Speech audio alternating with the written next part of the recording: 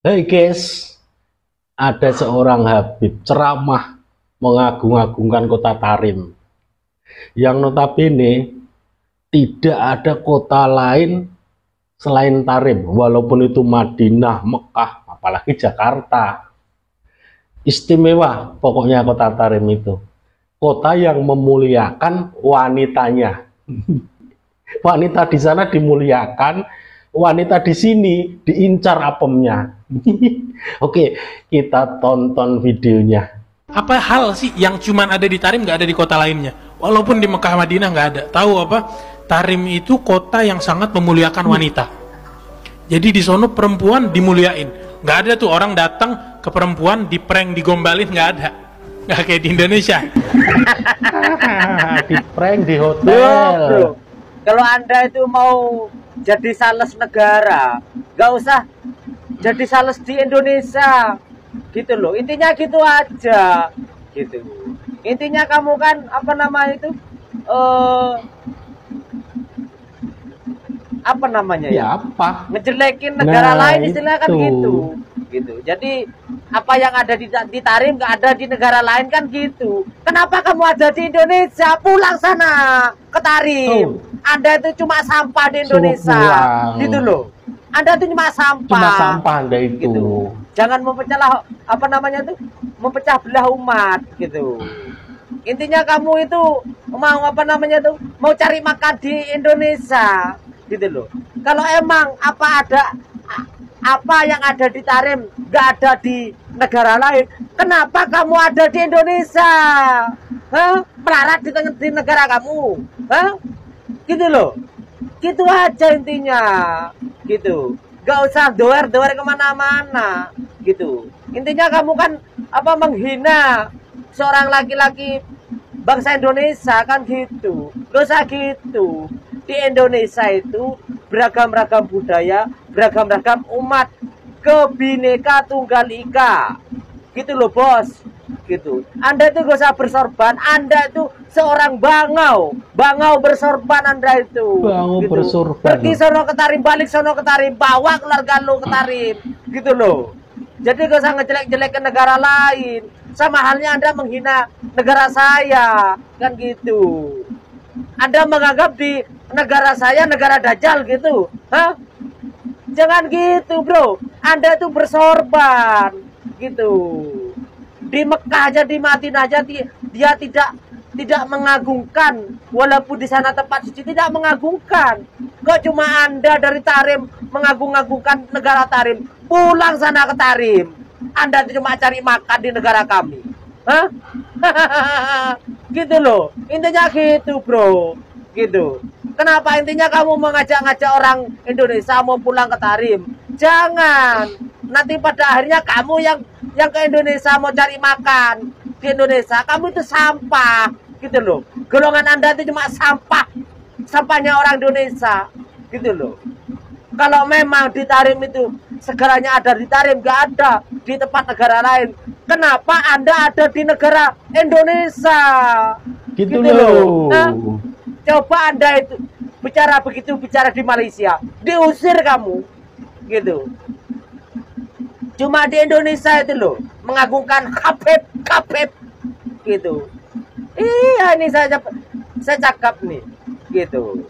Coba di Malaysia Anda diusir, gitu. Di Arab saja tidak mengakui Habib, gitu.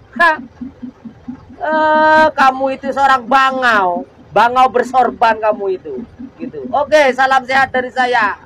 Pergi sana, pulang sana ke Tarim, bawa siapa? Keluarga lo itu, dajjal lo itu, gitu. Bagi seluruh Habib di Indonesia, terutama yang bernaung di bawah Robitoh Alawiyah, Ba'alawi, kau harus tahu bahwa Nabi besar Muhammad Shallallahu Alaihi Wasallam adalah junjungan kami, junjungan umat Islam. Oleh karena itu, kami berhak marah kalau ada siapapun yang mengaku keturunan Nabi Muhammad tanpa bukti. Jadi, selama kau tidak bisa membuktikan bahwa kau keturunan Nabi Muhammad dengan tes DNA, maka jangan ngaku-ngaku sebagai keturunan Nabi Muhammad. Kau harus buktikan bahwa hablulu kamu adalah J1 Bani Hashimi. Ya, kalau kau tidak menunjukkan bukti itu, karena Nabi Muhammad adalah junjungan kami, maka kami berhak untuk marah. Jadi kau tidak boleh mengaku-ngaku keturunan Nabi Muhammad selama tidak bisa membuktikan dirimu dengan tes DNA dan hablulu adalah J1. Kalau kau belum membuktikan itu, maka saya berhak marah. Karena Nabi Muhammad adalah junjungan saya. Marah saya kalau kau mengaku keturunan Nabi Muhammad tanpa bukti, maka saya marah dengan mengatakan kamu keturunan babi. Okay? Keturunan babi. Jadi kalau kau tidak benci, tidak. Tapi kalau kau tidak bisa membuktikan dirimu dengan tes DNA dan tidak bisa menunjukkan hablulu adalah hablu J1, maka saya berhak marah dan berhak mengingatkan kamu, dan marah saya adalah mengatakan kamu bukan keturunan Nabi tapi keturunan babi. Keturunan babi. Nah, ini dia guys yang gua demen dari Cagup Kaltim tersebut. Luar biasa. Ketika semua sudah kewelo-welo, ketika semua sudah terurai, langsung ambil sikap guys. Tidak seperti yang lain-lain. Demi menang pilkada masih sana, masih sini, bodohin sana, bodohin sini. Buat apa kita menang pilkada kalau targetnya hanya orang-orang bodoh? Contoh itu Cagup Kaltim itu, targetnya orang cerdas. Kalau dia ingin menang tidak seperti itu. Ini luar biasa. Perlu kita apresiasi kebangsaan beliau di atas rata-rata. Bukankah cita-cita bangsa mencerdaskan segenap anak bangsa? Buat apa kita jadi pemimpin kalau hanya bodoh-bodohin rakyat? Targetnya hanya orang-orang bodoh demi menang pilkada. Sekarang negeri tercinta itu krisis pemimpin yang punya kebangsaan di atas rata-rata guys. Mungkin ada 1-2 ya, seperti di Jawa Barat yang sekarang tampil, yaitu Kang Deddy. Pilih seperti beliau itu. Kang Deddy itu kebangsaannya tidak diragukan guys. Sepak terjang kebangsaannya di atas rata-rata. Dukung, ayo segenap anak bangsa, pilihlah pemimpin-pemimpin kalian di daerah kalian yang punya nilai kebangsaannya itu di atas rata-rata. Karena apa? Berbangsa bernegara itu jauh lebih penting. 2 tahun sudah bergulir polemik nasab.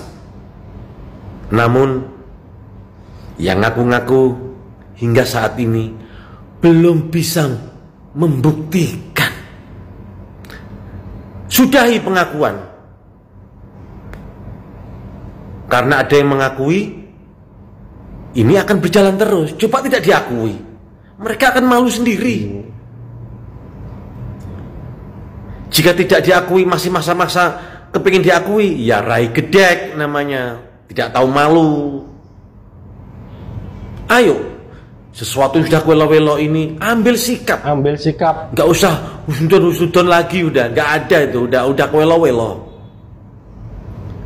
Ayo segera pada bangsa, sekali lagi di perhelatan pilkada ini kita harus cerdas. Pilihlah pemimpin-pemimpin yang punya kebangsaan di atas rata-rata.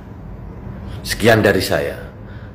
Wassalamualaikum warahmatullahi wabarakatuh. Waalaikumsalam Salam warahmatullahi wabarakatuh. Bukan hanya di situ saja, Pak. Saya menganggap bahwa seluruh habaib yang ada di Indonesia ini bukan dzurriyyah Rasul. Jadi kalau Anda menganggap bahwa habaib itu palsu sebagai dzurriyyah Rasul, itu memang benar. Dan menurut pengakuan dia, itu memang dia dzurriyyah Rasul. Tapi sampai sekarang para habaib itu tidak bisa menunjukkan bukti-bukti bahwa dia itu dzurriyyah Rasul, baik secara nasab maupun DNA-nya. Jadi apabila jenengan menyatakan pernyataan bahwa Habib itu palsu, ya saya sepakat, saya setuju.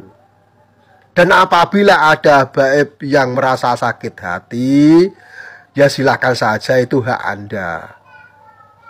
Tapi ya perlu jangan ketahui bahwa selama ini para Habib itu juga banyak yang melakukan kesalahan, melakukan tindakan yang tidak baik terhadap negara kesatuan Republik Indonesia ini.